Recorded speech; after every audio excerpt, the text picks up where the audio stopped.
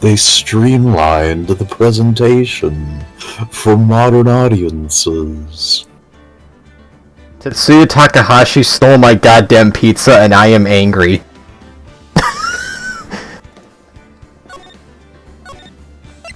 Okay, so context. I don't remember. This is the lunch lady. The lunch lady stole my fucking pizza and threw Mira into a black hole. What the fuck? Can you stream it to Discord too? Oh shoot! I forgot to do that. And imagine seething rage. Okay, do you see the lunch lady? I sure do. Excellent. No, this is not. This is technically a Let's Play in the most ass-backwards way possible. This is me holding Quack hostage as I rant about a completely different video game from the one I am currently playing, because I cannot be fucked to get a capture card for my Switch, so this is the background footage. Hi, YouTube. So, Quack, tell me, have you ever actually played Xenoblade X?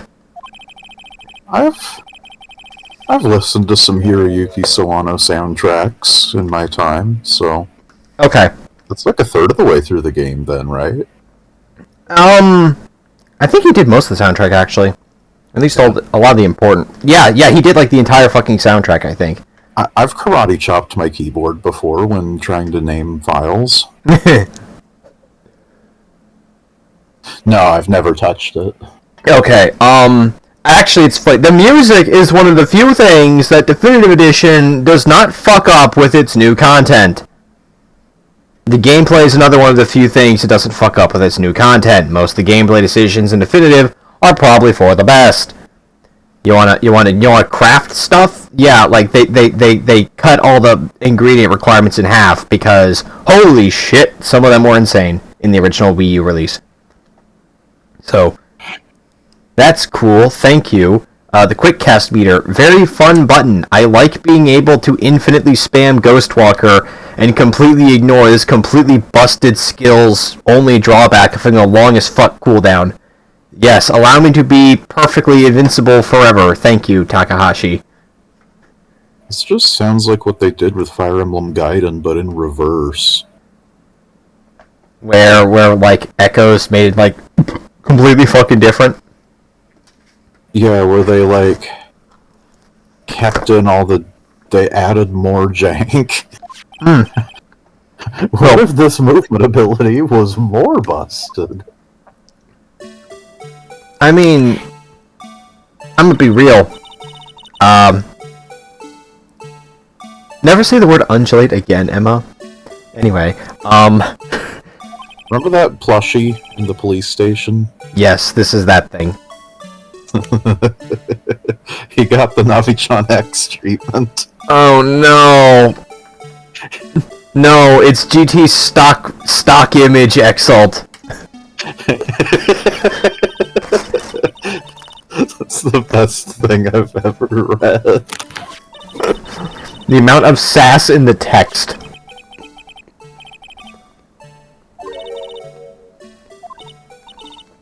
Wait, there was a dancer? Oh, hi Gumshoe. Wait, did he do the Cloudy the Chance of Meatballs run up to these two?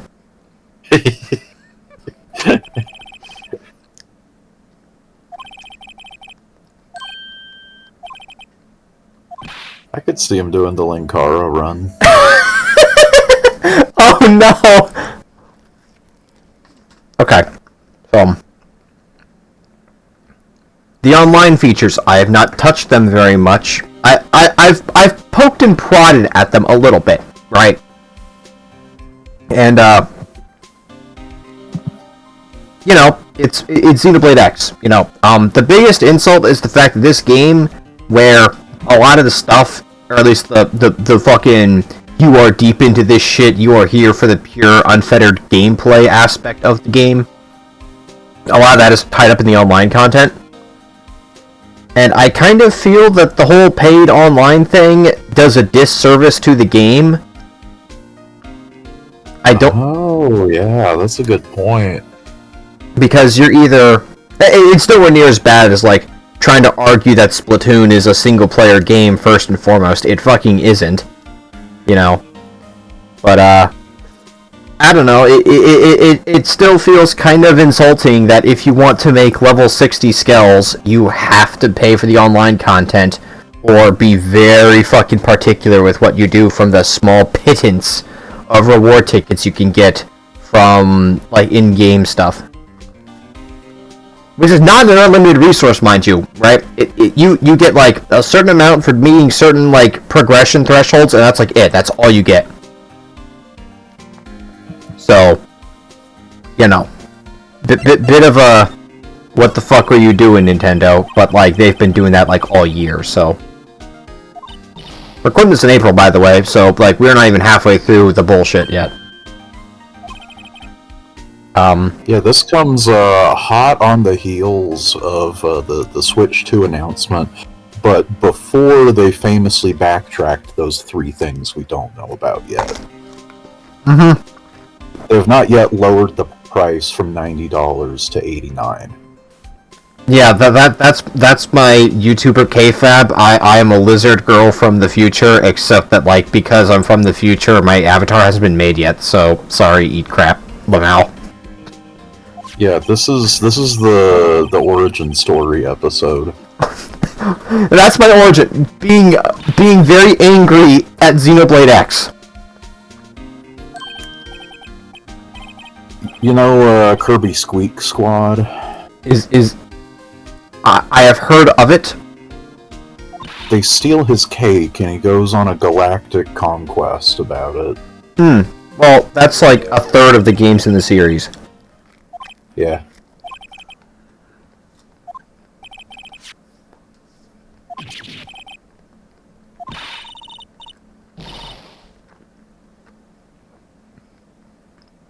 Holy shit. Okay, considering the posing of her previous sprite and this one, she quite literally did the fucking put on sunglasses meme. She's CSI girl.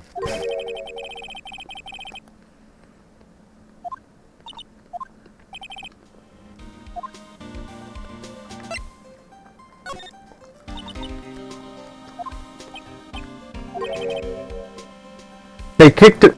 They fired him?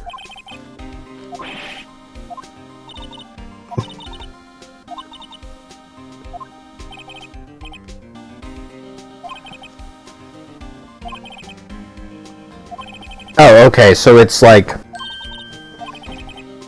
office politics. Cool. Anyway, so, you know, the online thing, being locked behind paid online in a game that was originally, like, balanced around it being free, bit scummy, bit fucking scummy, not gonna lie. It's like if Dark Souls didn't let you see the little hint messages unless you had a subscription. Yeah, it's like, oh, you can get through the game without summons or the funny floor text, like, it's not mandatory. Oh, sorry. But, like, that's the charm of it, that's part of the soul. You can't just take that away. Especially when, again, it wouldn't just be like if Dark Souls did that. It'd be like if the original version was just fine, and like the Prepare to Die version, but then like the Dark Souls remaster then locked it behind a subscription service. Mm-hmm. It'd be like that. So that kind of has me a bit scuffed. I have online through some roundabout methods, nothing illegal, but like it's sort of a case where I basically just bum off a relative of mine's family plan because they give you like 12 fucking versions of that and they had like 3 people. So they're like, hey, do you want this? I'm like, sure, why not? So, you know, Sure. Free is free, basically. Or rather, they charge an unreasonable amount for something, giving you a number of things that, like, no one is going to fucking use that many, so, like, why the fuck? Anyway, enough about that. And it's weird that they release a game with such a heavy online focus on, like, the literal last couple of months of the system's lifespan.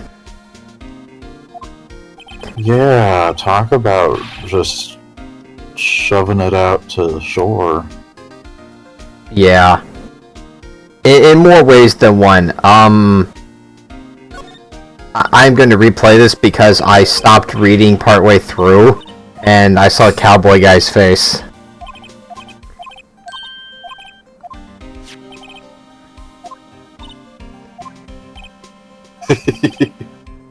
Okay. So I stopped reading in the last, 3 dialogue lines and mashed through that for nothing. Very cool. Hey, check out this badge. Oh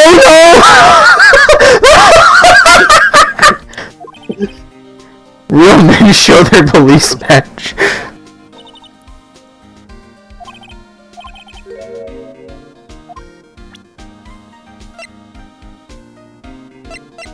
Here's a parking stub.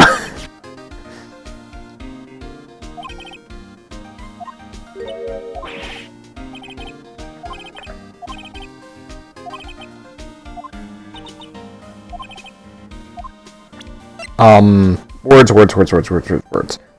Anyway, there's the chapter 13 stuff.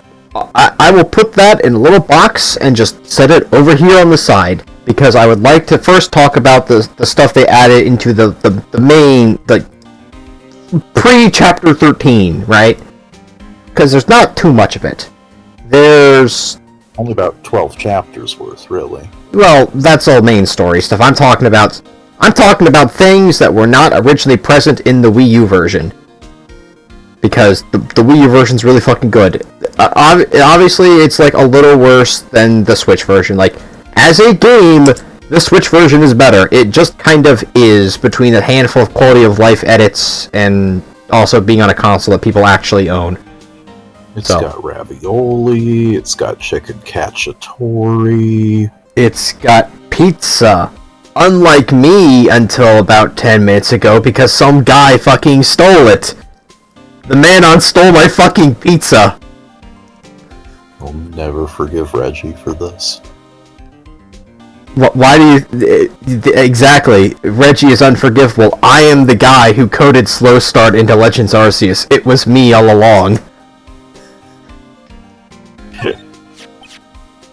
Okay, so it just fast forwards through both. Okay.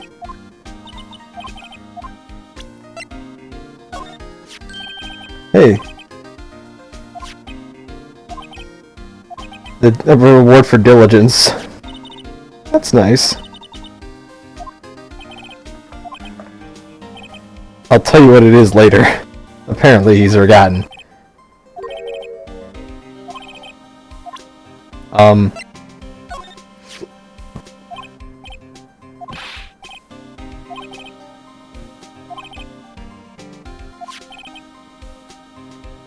Wait, Bruce Goodman's a real person? I thought you were shitposting.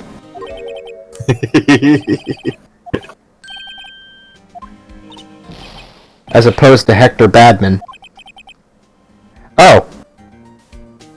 Oh. Now we have a lead on who did it. We gotta find this Hector guy. Stat. Exactly.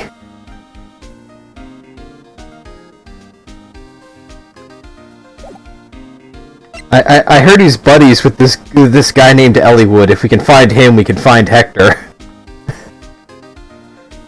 Well, you gotta get through Lin mode first. Nah. We're going further back. We're going to fucking Binding Blade, boys. Wait, no, Binding Blade takes place after. Looks, it was made before, and then nobody played it. I mean, it's unfair to say nobody played it. Nintendo is the ones who refused to release it stateside. I was pretending to work on a project in school once. Yeah? And the girl next to me was just playing Fire Emblem instead of doing anything school-related. Well, you said you were pretending to, so... Oh, yes, we had a common interest of not working. And I say to her, "Oh, is that a ROM of Fire Emblem 7?" And she's like, "Actually, it's Fire Emblem 6." Oh. And I'm like, well, then you have a very good translation patch installed. And she was like, "What are you doing this weekend?" Quack, please tell me you married her. You didn't. And then I didn't text her back for the rest of the summer. Quack! Quack, you fool! You McFucking had it! It was in your grasp! Why did you not take it?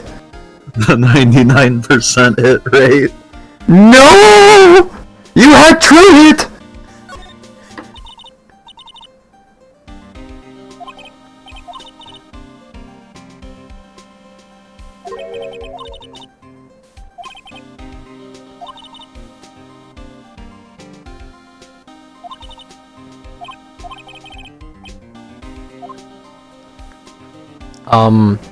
Anyway, so there's 4 new characters added by Definitive Edition. The only one of which was actually present in the original. There's this guy named Gajarg, which is a cat man. He is a Rakasta running around in like fucking samurai armor with a laser sword. He's very fucking cool. And you never got to play. He was never available as a party member in the Wii U version. He had affinity missions. Nobody but like party members get affinity missions except for fucking Gajarg for some reason. So they just shrugged their hands and just made him a party member for realsies in this one. He's not super in depth. They made him the 3rd fucking Photon Saber ray gun character in the game because for some reason they keep adding those. You get one of those at like literally like barely even an hour or 2 into the game. They give you a guy with the lightsaber and the big ray gun, and then It's like Smash Brothers.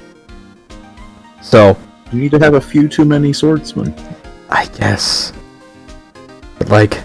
It's weird because so Doug's like that first guy you get, like the one that was always meant to be playable even in the original Japanese release, because there's 4 characters in the game: Yelv, Alexa, Bose, and HB. Those 4 were not in the original Japanese release as player characters anyway. They showed up in cutscenes, but they weren't playable. But they were DLC characters, right? Yelv was the 2nd Photon Saber ray gun character they added. And to Yelv's credit, all the characters, all the extra characters have like 2 signature arts, and you can learn them by doing their affinity missions, right? So it's like getting a new character and doing their quest line, even if you never used them in your party besides that context, like you get new skills you can use. So the 2 that Yelv adds are pretty good. You got a thing that lets you switch your HP and tension points, and an aura for ray guns that just makes it do more damage. Very cool. Lets that be functional without having to have the knife equipped. Which works because the game wants to have 3 fucking people with the Photon Saber equipped instead, even though the ray gun has 0 synergy with the actual Photon Saber. What the fuck were they cooking? I don't know. But, Yelv is cool. And then they added Gajarg. Now, to Gajarg's credit, he always had the laser sword, so no matter what, he was gonna have the laser sword as his melee weapon. The question is, why the fuck did they choose the motherfucking, the fucking ray gun for, like, the 3rd guy? I don't know. We don't need another ray gun guy. His ray gun art that you learn is it's pretty cool, I guess.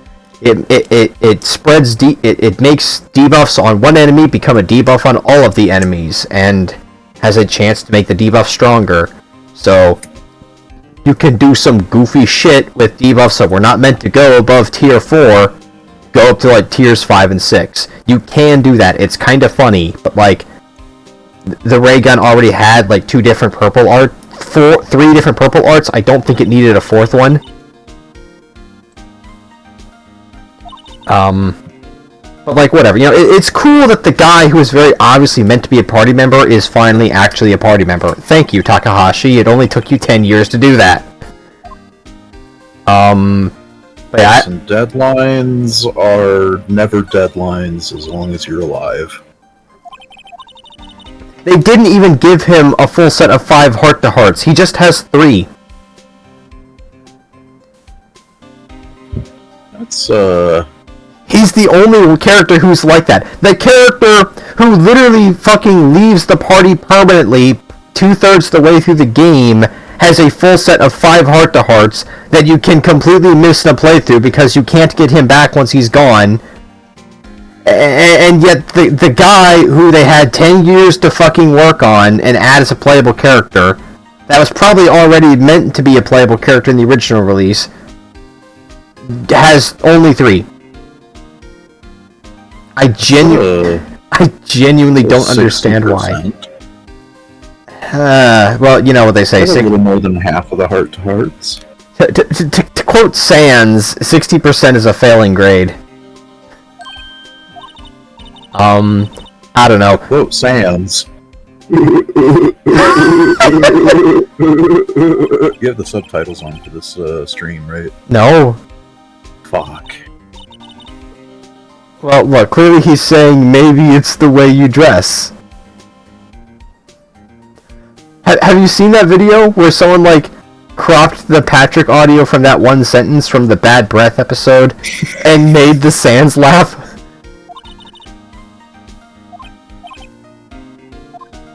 Because, I mean, the flowery laugh came from, like, a sample from an old Looney Tunes episode. It's not impossible to think that's where he got the Sans chuckle.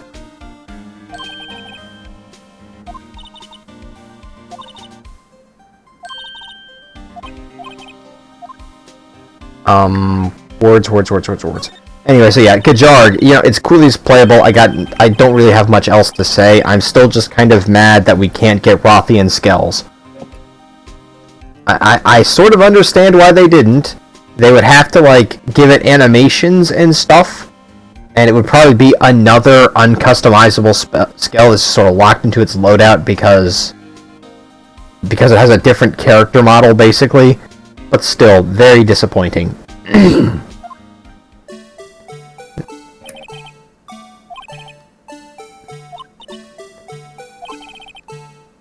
It's battery powered so it can go anywhere. Oh no, this thing is going to show up in several cutscenes. Looks like an open and shut case, folks. We have our killer. Well, yeah, he bashed their skull in with the light, and then cut out his left kidney with the flag. And then he grabbed the defendant's hand and put her fingerprints all over the murder weapon. Exactly. The police drama is in action. Somehow the thought fails to excite me. It's almost like we've been through 4 of those already.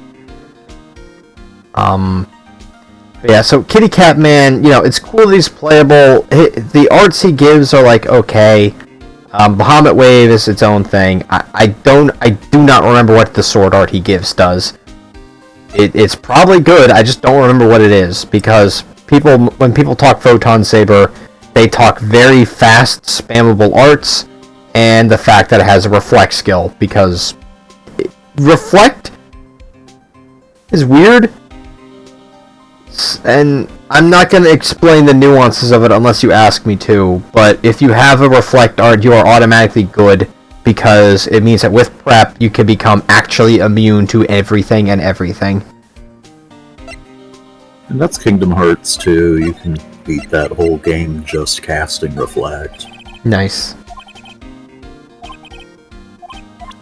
I don't need to do damage, I'll make you do my damage for me. So, as a detective, he will not blab about the Badger, but he will blab about other stuff. Cool. Why does he have a hand put on his face?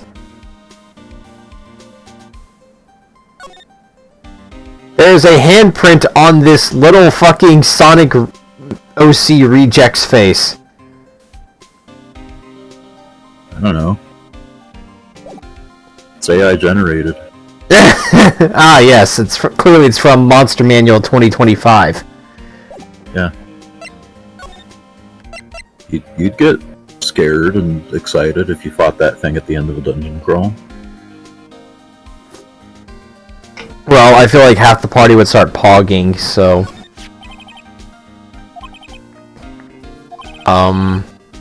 The next character they added, who's another one that was probably supposed to be in the original game, but just wasn't, is Neil Nail. Allow me to give you some context. In the original Wii U release, there was an online mission, I don't know what it was called, but you fought two robots called Neil Nail Albus and Neil Nail something. I don't know what the other one was. Because it's like... Is that like a nail named Neil? Like, that's how it's spelled? N-E-I-L... No. N-I-E-L-N-A-I-L. It's damn, like, okay. Yeah, it's like one word. Alright, carry on. So, I'm just gonna call them the Neil Nail robots, and they're relevant because they're the only thing in the entire game that drops like certain crafting materials. So you have to do their online mission, and obviously that means you can't fight them if you don't have that online mission. Thank you, Takahashi. Very cool. But well, you can fight them for their boss fights now in this one. So you know. This random enemy that has zero context behind it, that reeks of being cut content from the Wii U version, we finally get an answer for what the fuck they are. And the answer is, they're robots housing AI clones of Neil Nail. And you and Neil Nail team up to kill Neil Nail and Neil Nail. So to give you some context what the fuck that sentence meant, Neil Nail is a Clarion. And that's basically a species of people, but they have fuzzy animal ears on the sides of their heads. So it's like correct anatomy animal ears, basically. In the Wii U version, the only existing Clarion had very big fluffy ears. In the Switch version, they are significantly smaller. Very sad. But... aside from that, you know, we got no context of what the fuck the Clarions were besides just humans with fuzzy ears in the original game. So they shrank their ears, but enlarged their story significance. Yes, there's a second one now. And there's technically a through point that is actually relevant to what they are that couldn't have just been done with just the person being a normal human. Very cool. So... basically, the Clarions, and we never see any of this because there's only two in the entire game that are actually like people and not robot copies. But basically, the Clarions are an all-female. I think they're all female. The only two we see are female, and it's implied that they're like it's stated that they're just grown from like cloning phase. But I think the cloning pods. I don't know if that's like machine pods or like flesh bud pods. I don't know. The game doesn't specify really. But they're all like grown in tubes, basically, and there's this the slightest trace of cooties in those flesh pods would just corrode the components. You can't be growing boys in there. Ah, that makes perfect sense. So yeah, and evidence transferal.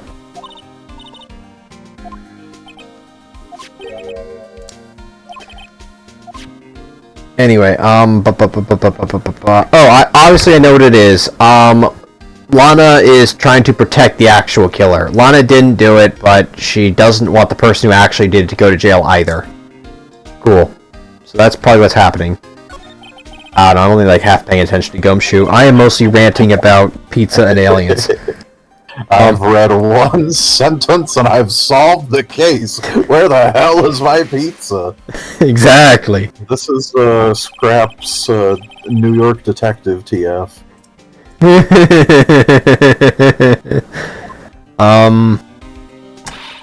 Yeah, basically, the entire deal with, well, it's not irrelevant, but like, basically, Neil Nail is a title as much as an actual name, because, remember, species of clones, right? They don't all look the same, but like the Neil Nail clone line is the same person being copied over and over. So the one we have in the party is a different iteration than the ones that the two AI robot copies were made from. Mm-hmm. So, and the robots are basically going around killing anyone who investigates the ancient ruins all over the planet. Because that's just what they do. Mm-hmm. So, Neil Nail Present is like, yo, this is dumb, I want to investigate this stuff without getting shanked by two giant robots, let's just kill them. And that's the entirety of her Affinity mission quest line. The first mission is, she just shows up in like Chapter 2, well before any other alien species like become able to join New LA, which is kind of fucking wild. It's like, the whole quest arc is that like the Manon join NLA, and they bring their big spaceship, and you get a new arms manufacturer, all that good stuff, and after you do that, you start becoming able to unlock more quests to basically grow the fucking NLA coalition, basically. So, but she just fucking shows up, this very obviously not a normal human, just kind of walks into the city somehow, no one says anything, she just kind of walks up to you and says, hey, you want to come investigate some ruins with me? And then you do. She just walks into the plot, just because she just can. And she is another Full Metal Jaguar, because we already had like 3 of those. That should have been the name of this game. It would have sold. They could have afforded all the other characters the first time. Yeah. But like the problem with that, with her being an FMJ, is that first of all, you already have Elma, who is also one of those. And honestly has the better weapon combination, because Elma's like pure Full Metal Jaguar, right? Like dual guns and dual swords. Which is, it's not the most busted combo in the entire game, but it's a weapon combination that on its own, very clean, very clearly meant to work together. It's one of the classes where you could just go through the game with it and just be good without really having to know what the fuck you're doing. It helps to know what you're doing, and the game actually gives tutorials and explanations on what the fuck you're doing. By the way, the original Wii U version, there was nothing in-game that told you how Overdrive worked besides the fact that you need 3000 TP to activate it. Like, how build and count worked, how, like, the different color arts have different effects, none of that was explained. So, if you didn't have a guide, you would be either trialing and erroring your way through Overdrive, or more likely, barely fucking using it outside of the Skell version, because the Skell version is significantly less complicated, less powerful, but less complicated. And also, because it costs 3000 TP, if you don't have a build specifically able to generate that much pretty reliably, like, you're just not going into it very often. Which means you're not... Why would you do that if you don't even know what you're trying to do? Exactly, right?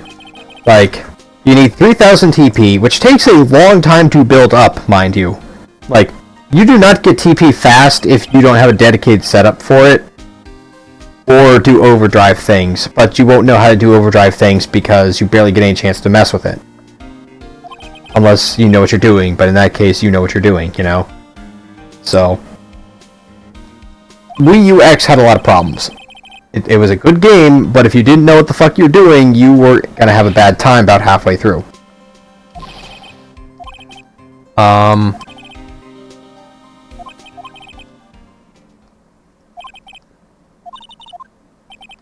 Words.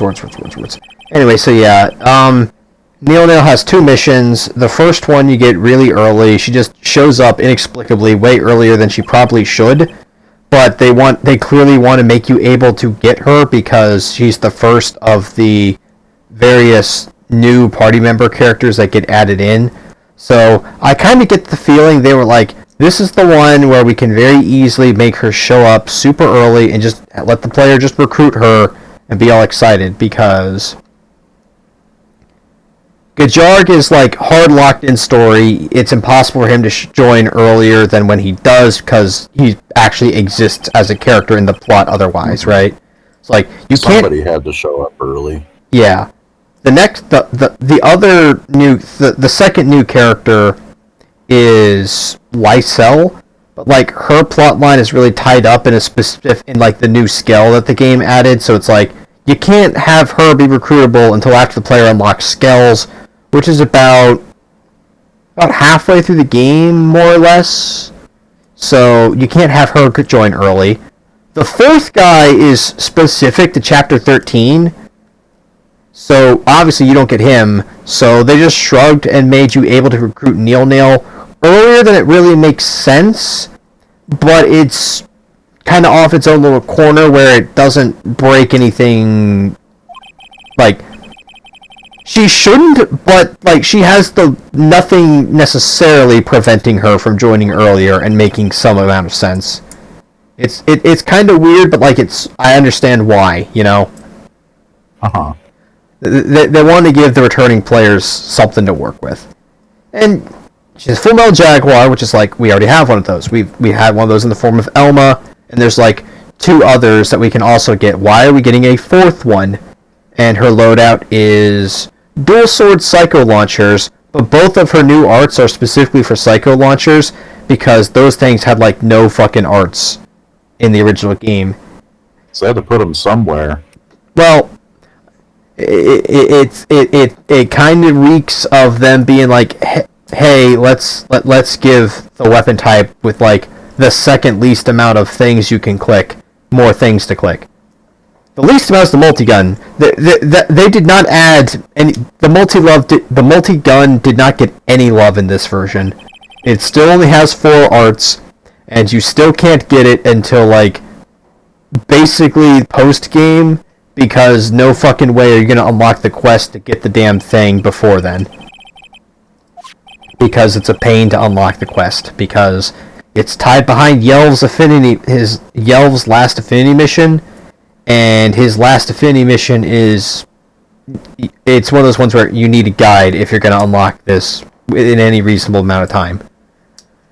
So... Because to even start it, you need to just find some stuff in the overworld. You get no indication of where it is, besides the fact that it's probably in Oblivia, which is like the desert continent off on the eastern end of the map. Like, right. Like you know it's probably there because his first Finny mission, you find out that he's looking for his old friend from before the game started, and you find said friend's arm in Oblivia. So it's like, okay, we'll find the rest of his body also in Oblivia, because yeah, no shit, his friend is dead. His fucking arm is cut off. You think the rest of him's alive? So, you just run around this big fucking desert until you find all the body parts, which the game never gives you any, like, map markers or anything, but like, where the fuck they are, you just have to stumble into them, basically. And then you do, like, the fucking mission, get the multi-gun, and the multi-gun has 4 arts. Most of the other weapons have at least 9. Like, I think the Psycho Launchers has like 7, and you can equip 8 at most. So, that thing, I'm talking before they added 2 more to it, but still, like, the Psycho Launcher, pretty barren loadout. The multi-gun has 4 buttons you can click. It can only be half of the total amount of things you can equip. Yeah, that's what I think when I think multi is less than the not multi. And so, you know, when you have a multi-melta, when you look at your holster and there's half a melta. Yeah. It's like... And it's like, its arts are like the most boring thing ever, right? You've got short recharge, one that you're clearly meant to just spam. Longer recharge, one that hits harder but has a longer cooldown, obviously. A TP art, which basically... TP arts do not scale off of your normal stats. They scale off of your potential stat. They have significantly better scaling, but A, the stat they use is unrelated to your rest of your combat, and B, they cost 1000 TP to use. So, you kind of need to build around using them, but if you do, they hit like fucking dump trucks, you know? It's like, you either go all in on those, or you ignore them entirely unless they have some edge case utility effect. At least the damaging ones. So yeah, kind of like your hidden arts in the Tales games. yeah, so it's like, having this thing, it's like, 2 of your buttons are just normal attacks. Your third button is an attack you have to build around, with a weapon that you already have to build around because it's fucking barren as fuck, right? So, very cool. Your three damage buttons don't even really get along nicely with each other. And the fourth button is just an aura, which is the blue arts. All the auras cost 1,000 TP to even use them, and they give you a self buff. Some of them are really good, some of them suck. I think the multi-guns is just sort of okay. Not spectacular, but like, it's a button you can click. So, you know, you use it because it's there. You're using the multi-gun. You're not using it because it's good, you're using it because you want to use the multi-gun. Also, there's only... It just sounds like they ran out of ideas. They're like, we could do these 4 kinds of shit. It does not have a purple button. It does not have a green button. I feel like they could have. I feel like Definitive Edition could have at least added a purple button and a green button. They didn't. They don't have to be spectacular. Just put them there so I can actually just go all in on multi-gun instead of multi-gun and also a supplemental melee weapon, which is probably just going to be the knife. Because all the other melee weapons are meant to be like your main attacking tool. Well, I guess there's the shield, but like, even that's still a damage tool itself in a lot of ways, so it's like, bruh. It did not get any love. Granted, it was just... Remember, Yelv, the guy whose affinity mission is what gets you the multi-gun, was originally a DLC character in the Japanese release.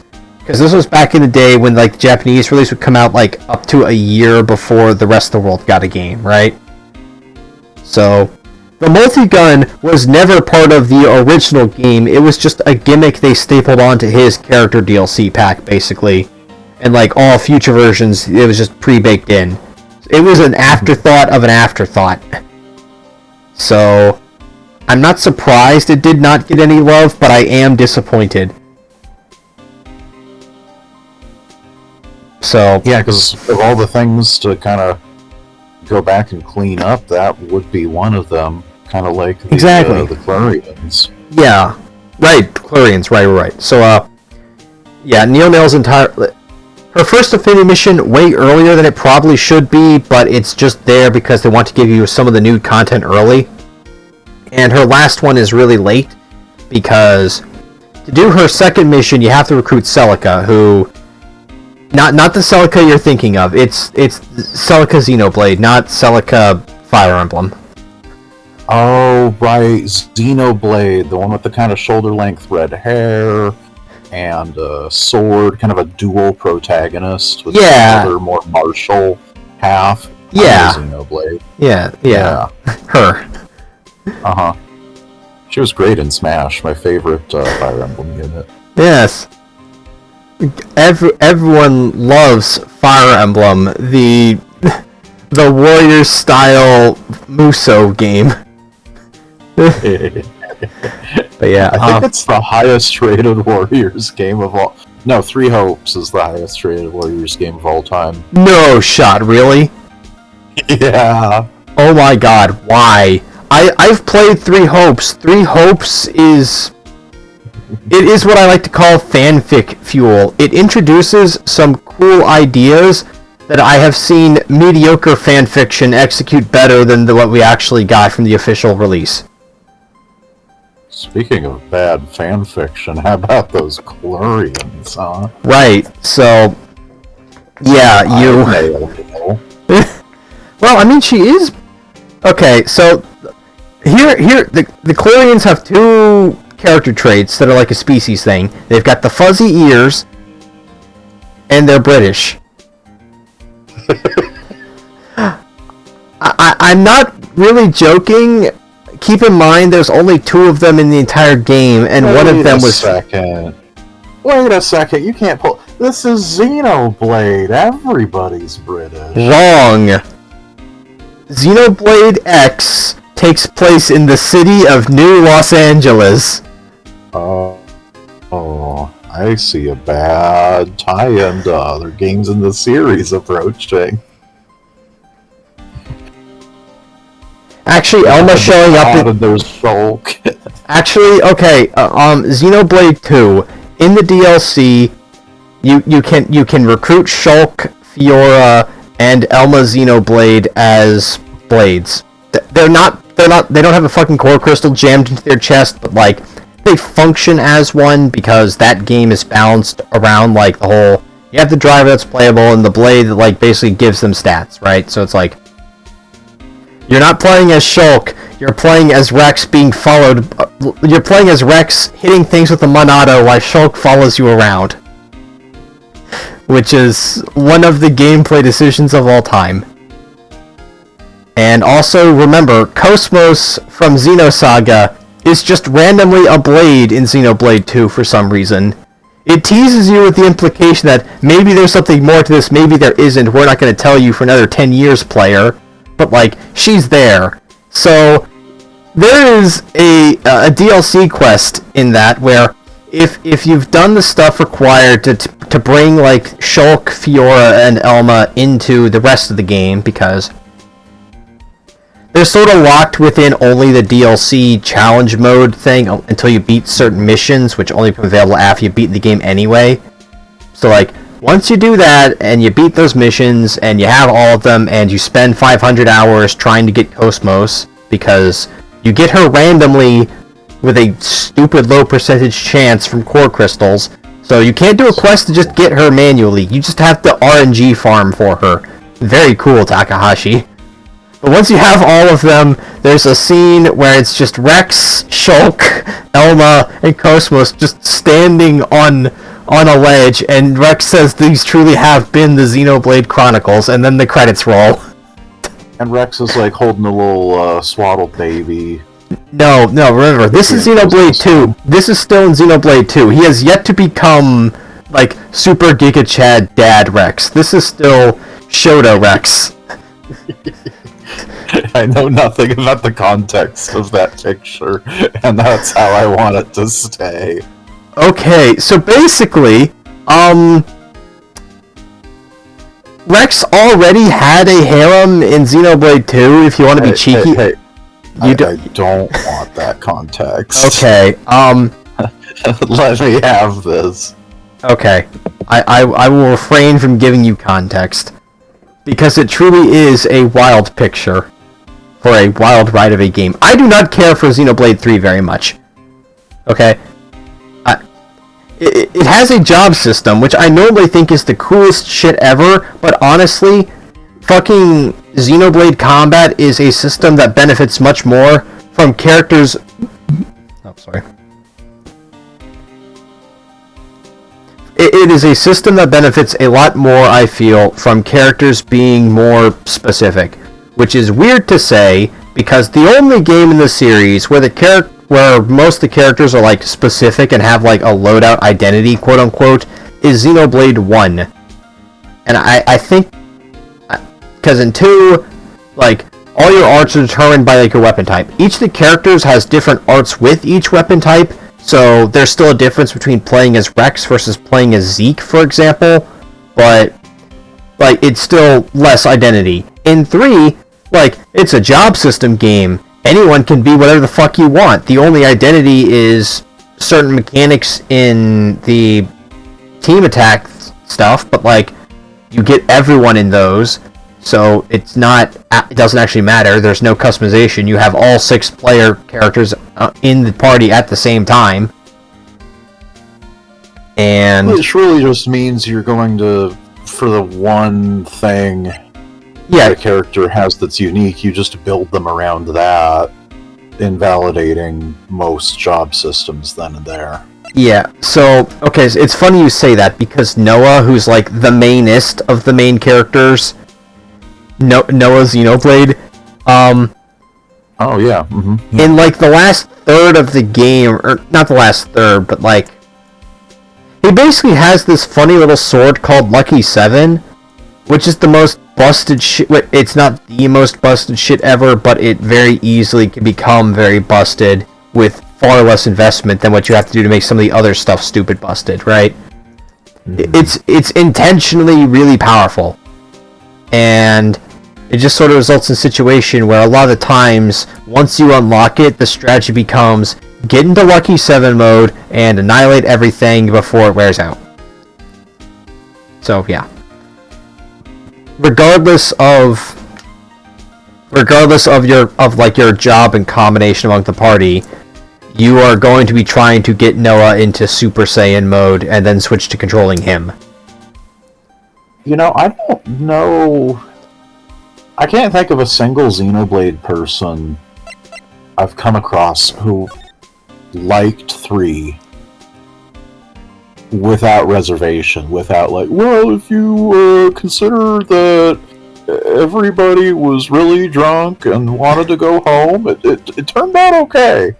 Yeah, I like certain parts about 3, but I find it very telling that I kind of greatly prefer the fucking the pre-sequel ass DLC side story they added, and that's the one where you have super buff Rex dual wielding with Shulk Xenoblade next to him, and also like 2 of their kids. And also, like, Alvis, but turned, like... Chicken jockey. That's how you know when this video was recorded. Future Redeemed was what everyone expected Xenoblade 3 to actually be. Where it's like you have Shulk and Rex, and also their kids, and Alvis turned into a girl for some reason, and Bootleg Faye from Xenogears, all just running around beating the shit out of things. Yeah, that's what people wanted 3 to be. You grew the little clarion ears. But yeah,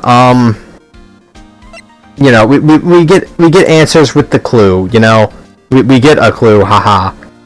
They're alien species, and their stuff got dumped onto Mira at some point, and the big rings in Oblivia are not in fact parts of the Mechanis. They're terraforming devices that were used as weapons, so the gigantic metal rings are what turned Oblivia into a desert. Cool. That's interesting. It solves a massive gaping what the fuck is this, but in a way where it's like, well, you know, that's cool, we have answers, but it doesn't, like, consume the narrative kind of answers. It's just like, huh, neat kind of answers, you know? But why do they need that much sand? Well, the point isn't to create sand, it's to make everything else that's not sand be not there. I think. I feel like Gumshoe has de facto become my VTuber avatar. This is my reaction to most of your grievances so far, is just him right now. we got a clue about the Clurians. Right. That's rich, buddy. Time for DS mechanics. We gotta de-escalate here. It's been an hour, by the way, of just moving. You know how I know you've absorbed none of this? How? Here's my evidence. Okay. You went through a piece of dialogue where Phoenix is like, "What's up with that cowboy in the parking garage?" And Gumshoe goes, "Well, he's from the West." And Phoenix is like, "What?" "West LA."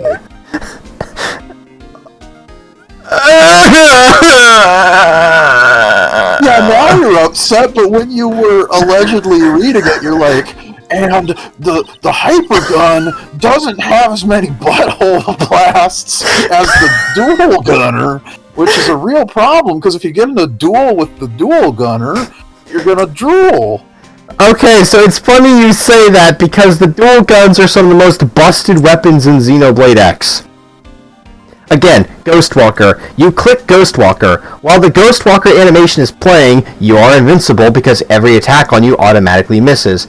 After it resolves, you automatically dodge up to 8 attacks. Just for free. Like, they don't hit you. No matter The enemy could have, like, infinite accuracy, doesn't matter, they miss. It's mirror image, but as just a thing can click over and over again.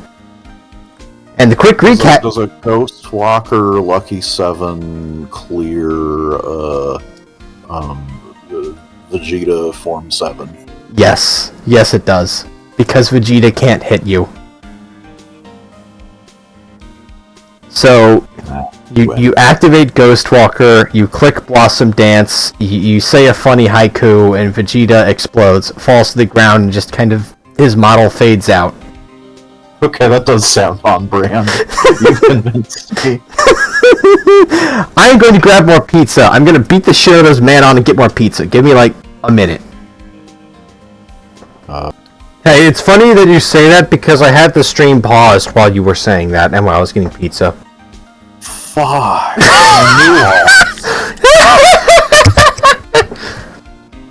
Alright, to the viewers, I want you to know everything you're upset about, I explained it very eloquently to your satisfaction, and you would not have been angry at me, but Scrap won't let me defend myself.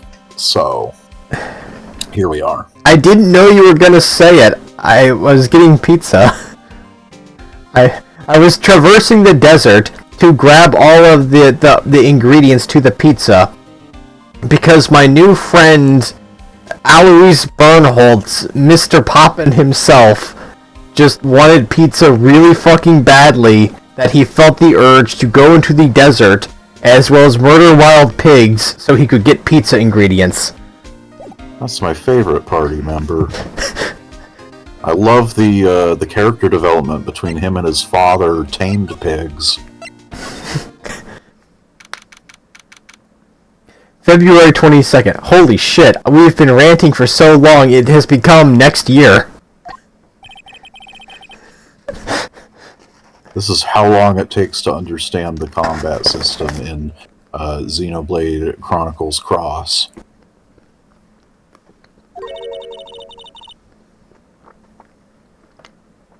Actually, the X combat system is pretty simple. It just relies on things that the Wii U version just did not tell you at all. That's why the Wii U version came out 10 years earlier. They left out the explanations.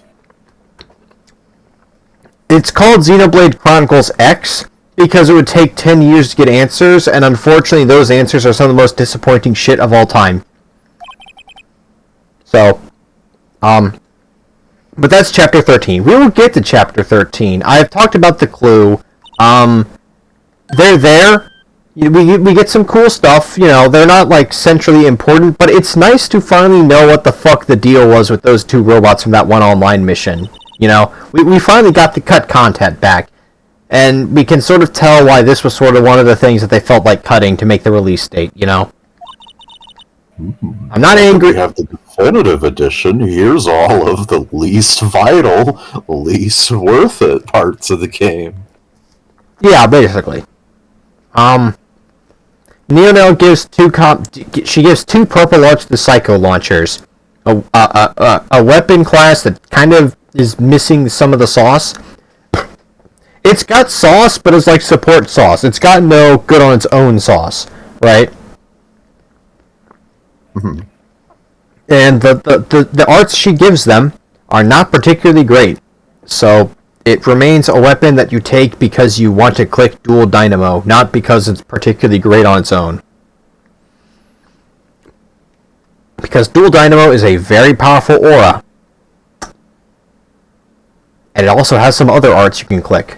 That is my thesis statement on the Psycho Launchers. So the next person you get is it's Lysel. I could explain Lysel's arc in more depth, but I'm just gonna tell you what it comes off across. I've played Baldur's Gate 3. I recruited her into my party. This is a bad pun about sci-fi sounding names. Carry on. The pink-haired German girl and her lesbian girlfriend team up to kill. The pink-haired German girl and her lesbian girlfriend team up to beat the shit out of Elon Musk. That is Lysel's Affinity Quest chain in a nutshell. And it's not Golden Deer. And it's not Elon Musk as, like, the guy who exists in real life. It's the person that, like, hardcore liberals thinks Elon Musk is. I'm not going to go further into it than that, but, like, that's kind of what their entire plot arc is. No, comparing to Elon Musk is wrong. It's more, he looks like blonde Elon, but, like, he's written more like the CEO of Boeing. It's not that I needed to turn this planet into a desert.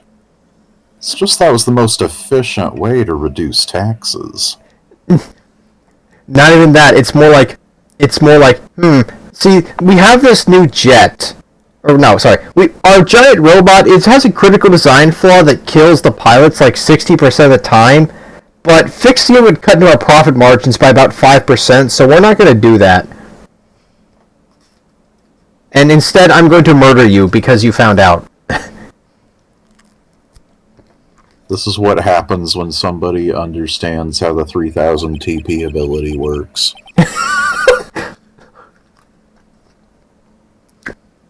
It has me angry, so... Dude, he just called you a doji. Yes. It's an honor.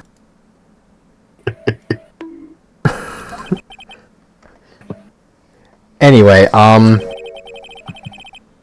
yeah, Lysel was definitely not cut content from the original game, because she shows up piloting a Skell and has like a super funky OC piloting suit that has the word Blade on it, which in this context is like the organization. There's an organization called Blade.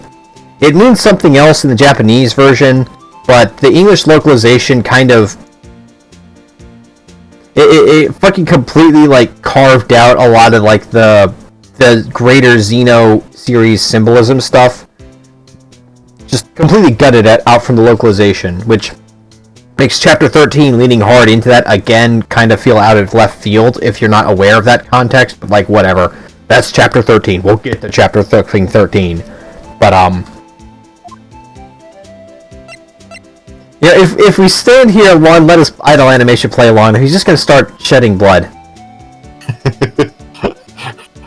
He's just got like a bone jaw.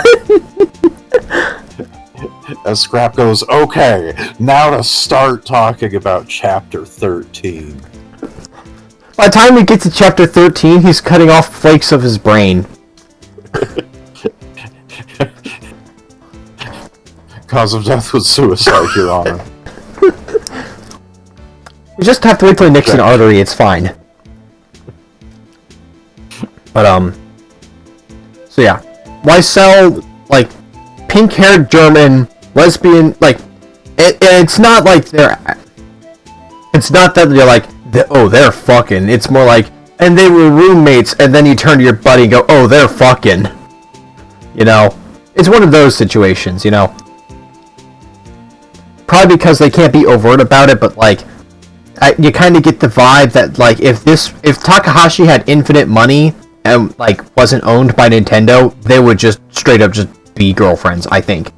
Or maybe not. Maybe that being like that is because of the B team that they assigned to this. I don't know, but like their whole thing feels very this was definitely created in 2025 rather than this is the restoration of the notes of the cut content from 10 years ago, It feels very written under the lens of a modern thing.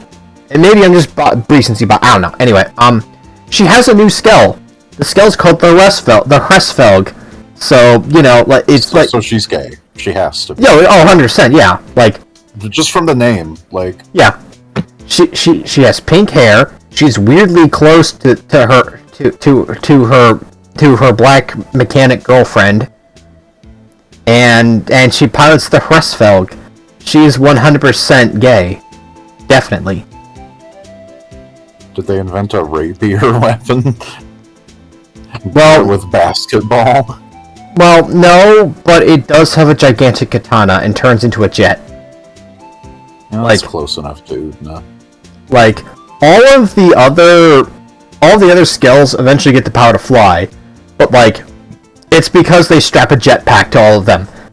The Hressfog actually transforms into a jet, and they programmed like mediocre flight sim controls into it for piloting it like a jet. There's even a switch to inside the cockpit camera option that you should never click because the thing goes way faster than what the level design really expects you to be flying at. So if you lose that peripheral vision, you will be hitting walls all the goddamn time.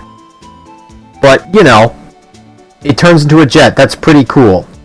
Mm-hmm. It's also a skill where its entire inventory, all its armor and all that, is locked to what it is, right? Like, the whole gimmick of the skill is like, oh, you can equip armor variants that have different stat modifiers. You can equip a shitload of weapons to it, and each weapon is its own art. So it's like, if you give it the big Gatling gun, one of its attacks is it takes the big Gatling gun and shoots at things, right? The Hressfog doesn't get that.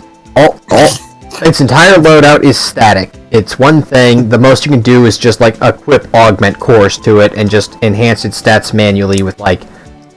Actually, what? What? Do they really spell Chlorians with a Q? Yes! Their name is spelled with a Q! I can't decide if that's better or worse. Well, you know, they're aliens. They're aliens, Quack. Not enough apostrophes. They're actually just settlers from Britain. Ah, of course.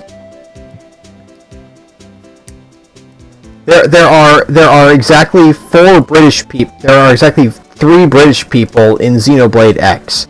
2 of them are aliens, and the third is the player character if you pick the voice that's just the voice actor for Shulk or Fiora.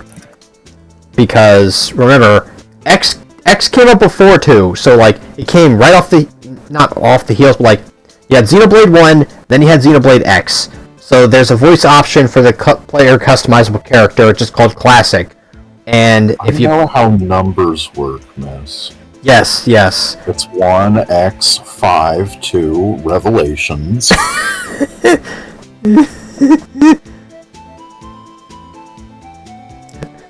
Xenoblade Conquest is my favorite Muso. Now that's a thing every series does when they are embarrassed about them either having too many games or not enough games. You get Hitman Revelations or Cooking Mama Revelations. Remember that time someone made an illegal Cooking Mama game that would fry your Switch?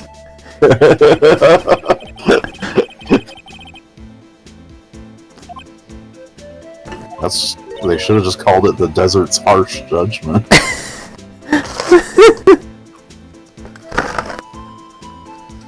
Oh my god, he actually cut his artery. He fucking died right in front of us. Might have cut his eyes out, too. Oh no, he turned into a... He turned into a Fire Emblem generic.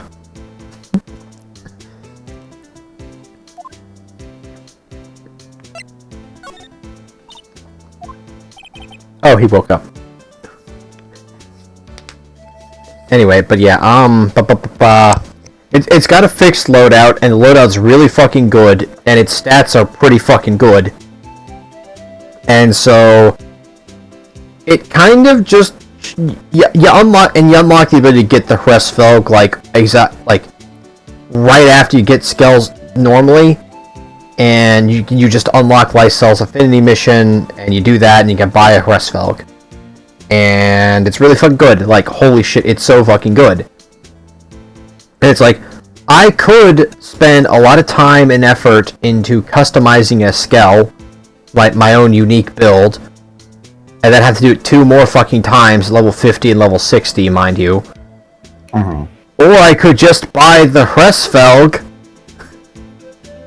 because it comes with 2 super weapons right out the gate, and once you unlock the flight modules, you get a quest, and when you complete that quest, you get 2 more arts that are also really fucking good. So even before you hit level 50, it'll get stronger with story progress. Like, why would you ever buy any other level 30 or 50 skill at that point? It's the level 30 Crestfelg, then the level 50 one, and then at level 60 you could make a tricked out custom skill, or you could just make the Ares 90, which can like one-shot fucking everything because it has an attack that does like 6 bajillion damage.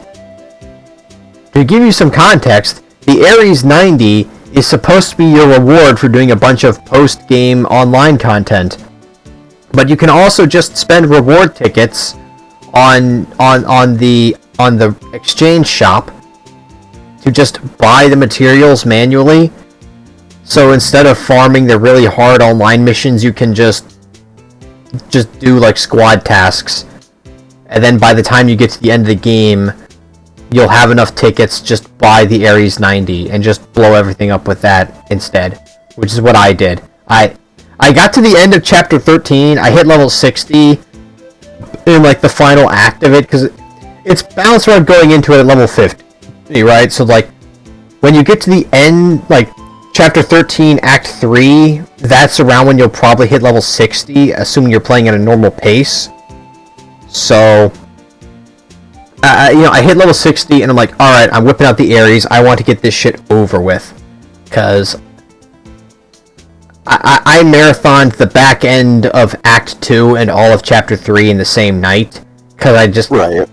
It started as me being like, holy shit, where's this roller coaster going? And it ended with me going, oh my god, I fucking hate this, let's just get this over with. The only thing that can bring me joy in life anymore is Chapter 13. It cannot come soon enough. Said Scrap racing through the good parts of the game. Right? Because for 10 years, 10 goddamn years, we have been teased with the big mystery of what the fuck is Mira's deal, how the fuck is everyone still walking around, the Lifehold core has been destroyed since before the game even began. Alright, context for that statement. Everyone in Xenoblade X is actually a robot that is piloted by their consciousness stored inside this thing called the Lifehold core that's like remotely controlling all of these robots. Uh-huh. And the big threat of the game is that the Lifehold core has limited battery life. So when it runs out, we forgot to pay the Switch Online subscription. Exactly. They need to get to the Lifehold core before their online trial comes out, because that's where their mom's credit card is. See, it wasn't a money-grubbing tactic. It was environmental storytelling all along. Sasuga Takahashi, truly you have no equal. This is the man who said, I want to do a gacha and not make money off it. Exactly. I respect him for that. I think it was a stupid design decision as a gameplay mechanic, but, you know, I respect the fact that you don't, that you cannot throw money for, you get my point. Yeah. So, so yeah, they need to get the Lifehold core before time runs out or they all die, right? And you get to the end of the game, and like the final cutscene, there are 2 final cutscenes. There's a final cutscene before the credits roll, and a final cutscene after it. They do the fucking Avengers thing, right? So, the first final cutscene is, it's Elma investigating the Lifehold core, and they get into the room, the server room, where everyone's brain is stored, basically.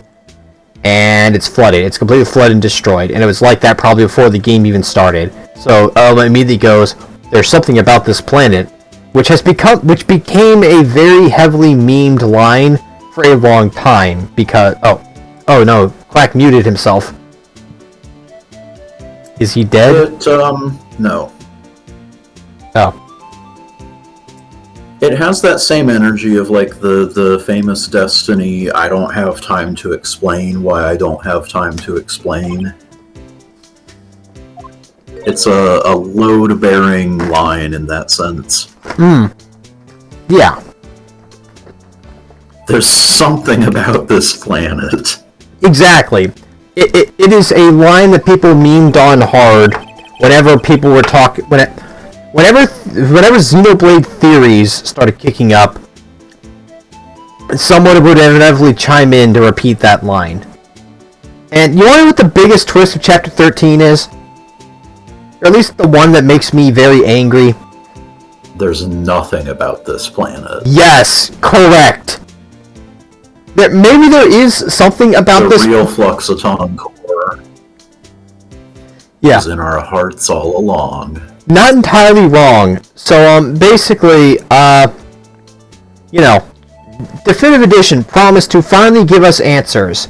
And what we got was, some cut content being restored, but none of it being particularly, fucking world-shattering, It's like, alright, this should have been in the base game, but, it's not the biggest deal in the world. It's cool. Except the Rustvelk thing, that was just a case where it's like they wanted the funny Yuri couple fighting the CEO, and they give you a cool new robot that, completely breaks the balance of the cool big robots. Which, by the way, if you know what you're doing, the big robots suck, and being on foot is infinitely stronger. But, that's if you know what you're doing. If you don't know what you're doing... So it's like your horse in regular games. Yeah. Yeah, you mostly get in the big robot because it can fly, so it lets you get to places faster. And in that respect, the Rustvelk has a ground dash that isn't uncontrollable and clunky as fuck. It actually moves like a normal movement instead of turning into a car and having car controls. But not like good car controls, really, really unstable car controls. With over the shoulder but to the right a bit camera angle that makes trying to stay in a straight line very annoying at high speeds. I'm not a fan of the Skell turning into a car controls. It's cool that they do that in a appreciating giant robots kind of way, but it does not control well. And the Rustvelk just turns on its butt thruster and goes faster, which I appreciate. It is a very good mobility device that can go very fast because it can turn into a jet. So if you don't give a shit about combat and just want something to get you from point A to point B, it's pretty fucking nice. And from the sound of things, it's pretty overtuned on the combat end. Yeah, obviously a hyper tricked out, customized overdrive build is the strongest thing in the game, completely shits on Skells. You only go into the Skell because that motherfucker is, flying way up in the air or, right above a deep body of water where you can't stand and fight in it, right? So you have to get in the Skell because it can fly. So, whatever. But, yeah. The Restful walks in, it's like, you could invest in these other ones that take a lot of resources to make good, or you could just get the Restvelk and it does everything just perfectly fine with an evasion build that's really fucking evasive. So you almost never take any damage, and it's got 2 big nuke attacks, and later on gets a 3rd one, so it's like... Yeah, it's really fucking good. Overdrive is still better, but Rustvelk is the lazy option that's still good enough. So it kinda breaks the curve there. Gotcha. So... that's the funny jet transformer. Here's what has me angry. I painted mine red because my brain was like, okay, it's really fast. I'm gonna paint it red and because the red ones go faster, because the red one is the Char machine. I'm gonna get in the big red robot with a big fucking katana. Mm-hmm. And then Mr. Boeing Elon Musk knockoff, his was also painted red. And I'm like, you motherfucker. Wow. You motherfucker. Scrap, you really were the Doji. He stole my paint job. He had the hair color, so I don't know what you expected, really. But yeah,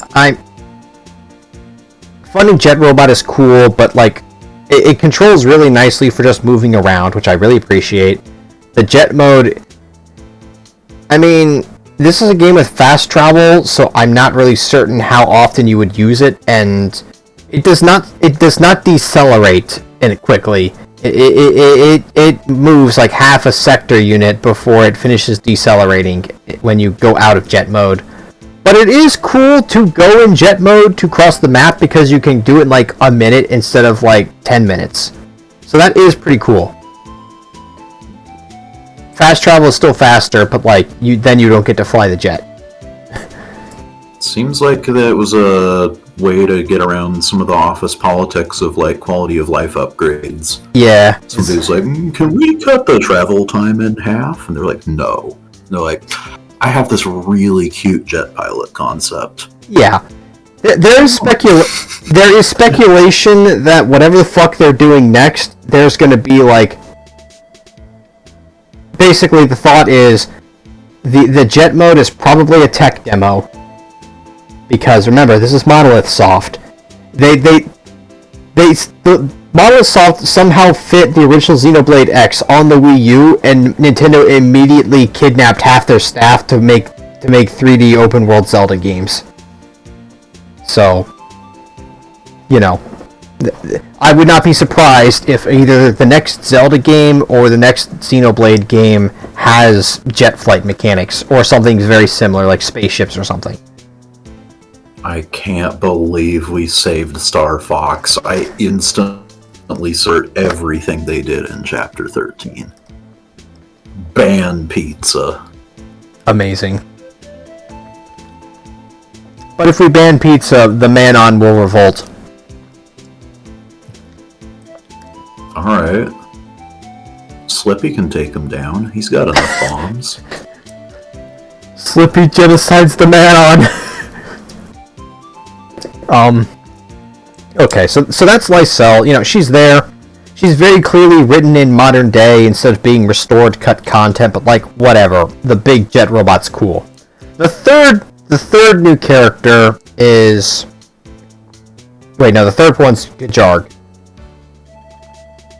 Oh shit. It is now time to talk about Chapter 13 itself. Are you ready? I mean, it's been time to talk about Chapter 13 for an hour or so. You're right. Hey viewers, guess what? You'll have to wait for part 2, bucko.